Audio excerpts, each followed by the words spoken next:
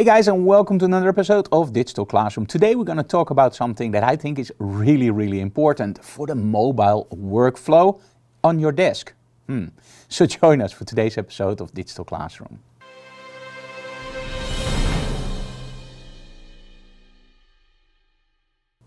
Hey guys, we all know the iPad Pro, right? And we all know the new Macbooks.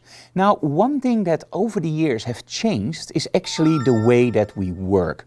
Now, we all know, of course, that in the past and even now today, we all have desktop computers. Those are the bigger computers, big screens, drawing tablets and whatnot more. And those you can use for high-end video editing, hardcore image editing and whatnot more. It's those really workhorse-powered machines. But a lot have changed over the years. Where in the past a laptop was really something that, well, for serious work, no, sorry. Nowadays the laptops, and especially for example things like the iPad Pro, have really grown into devices that open up a lot of possibilities for us creatives. Take for example the iPad Pro, one of my favorite devices at the moment. I can edit video on it even faster than on my Dell XPS E9, and that's a really fast laptop. The iPad Pro makes it possible to edit video high quality on the couch or wherever you have a few moments left. Battery life for the full day. And well, let's be honest, the apps are getting better and better. Now let's take a look at the MacBooks. The new MacBook Pro. Wow, that's awesome, right? And the upcoming MacBook Pros. The M1 chip is really a game changer. For music creators, for photographers, for video editors. Unlimited speed, right? Yeah, so that opens up a lot of possibilities in how we use those devices. For example, in the past, as mentioned before, we have the desktop computer in our studio or at home for the hard work, right?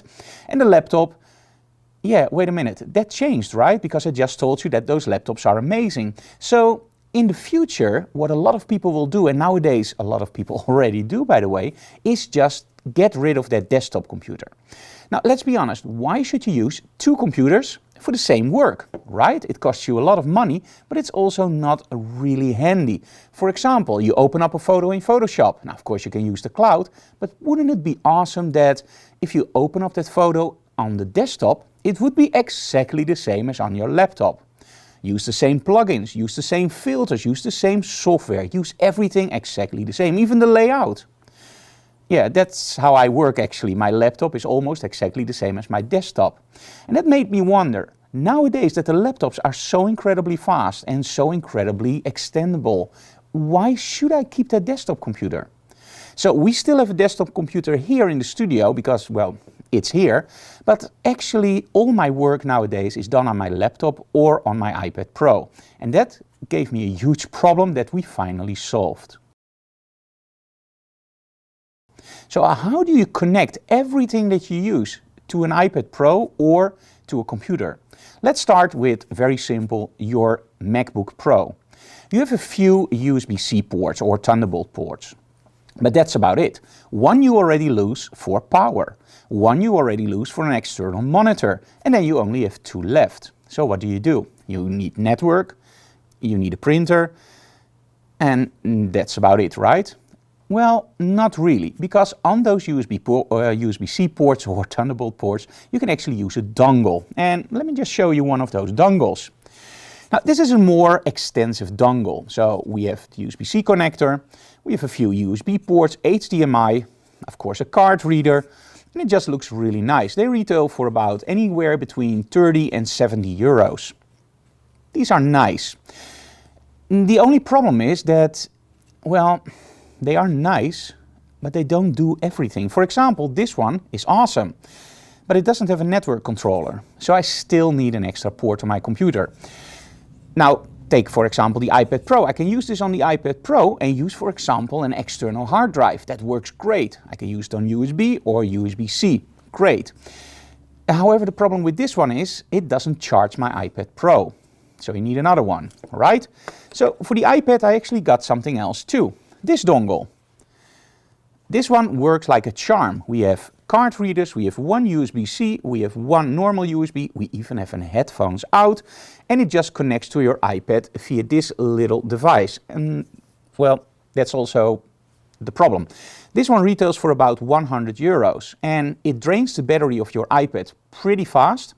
And even on my older iPads, it never was a quite nice fit. So when you have everything connected to it, it still felt a little bit flimsy.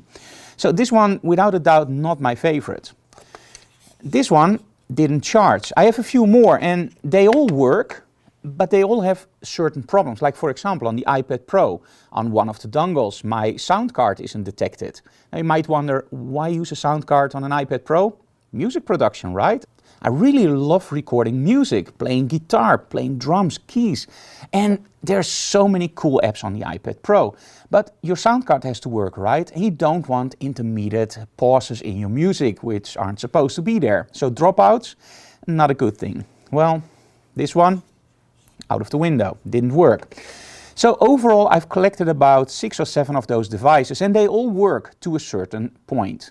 But most of all, I never found one that had all the ports. And that's when OEC came in, Other World Computing. Now, we already have a lot of experience with them because in the past we already got one of their docks and NOX still uses it to today and she's very, very happy with it. But today we actually got this one in. And I'm gonna do a written review about it, but I wanted to do this video just to make clear to you guys how important it is to invest money into a proper dongle. Now, it feels very, very tempting to buy something like this online. Hey, they're only 39 euros or 40 euros, or they're under 100 euros. And when you look at a proper dock, they're often in the 200 to 300 euro range. Take, for example, this one. Yeah, this isn't 70 euros. It's a bit more expensive, but look at the difference. First of all, it's a bigger device, means more stability on my desk. These are really meant for desktop use. You don't bring these in the field. That's actually where I still use these ones, of course, because I only need to empty my card and that's what they do best, and connect an external drive. This one is really for on your desk. So it has nice plastic feet underneath, rubber feet, so it fits very nicely. And you have a lot of ports on the back. Look at all those USB-C ports.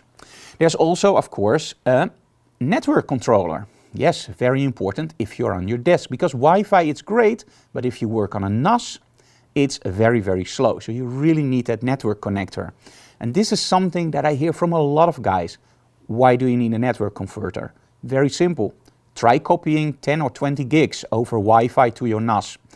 You really need that. Another thing that I really like is the power, and this is something that I want to address. If you want to charge your iPad or your laptop, you really need more than enough power. Now this one delivers 85 watts. To give you an idea, that keeps a MacBook Pro constantly charged the whole day, even if you edit video. And you don't lose any connectors on your MacBook Pro. So you only use one cable, which they actually also deliver in the package. And you go from the dock to your MacBook Pro and it's powered up. Very, very handy. Now, one of the things that I also like is that on the back you have a lot of connectors, including a mini display port. Now that one I'm a little bit in doubt. I would have preferred to see an HDMI connector there, but hey, mini display port, no problem at all. You just need a different cable and that will add to the costs unless it's in the box of your monitor. So be aware of that. And of course we have the power connector on the back. Now on the back everything is nice tucked away on your desk, right? But how about when you want to empty a card or if you want to connect a separate hard drive? Well, that's what I thought about on the front. So on the front we have micro SD, we have normal SD, we have a connector for both headphone and microphone, so it's a combi connector. We have an extra USB connector and an extra USB-C connector. So very, very handy and very thought out. So looks great, feels great, but how does it get power? Well, that's the only thing that you have to be aware of. This is the power brick. So it's a big power brick. It's comparable to my laptop and of course the cable. Now you might wonder like, hey, this is a really big power brick. I don't want that. But do realize that you don't need a separate power pack for your laptop. So that actually means that you take the power pack from your laptop away and replace it with this. So you don't need an extra power outlet. You just change it over for your laptop and you don't need extra space because the laptop doesn't need any power supply anymore.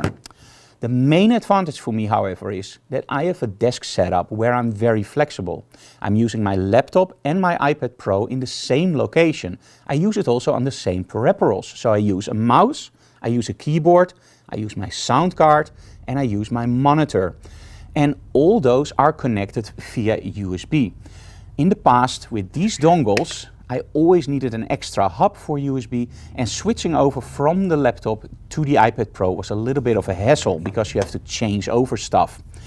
Thanks to this one in my setup, it's now very, very easy. The only thing I have to change when I use my iPad Pro or the laptop is actually only connect this cable to the iPad Pro or disconnect it and connect it to the laptop.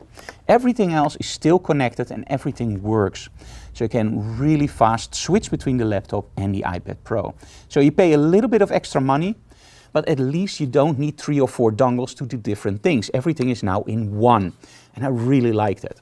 Now, of course, this is not a review. This is just my thoughts about dongles, mostly the frustration about dongles, and finding a great solution for it. The review I'm going to do written, because I think with a product like this you really need a written review to give you all the opinions and of course also the technical details.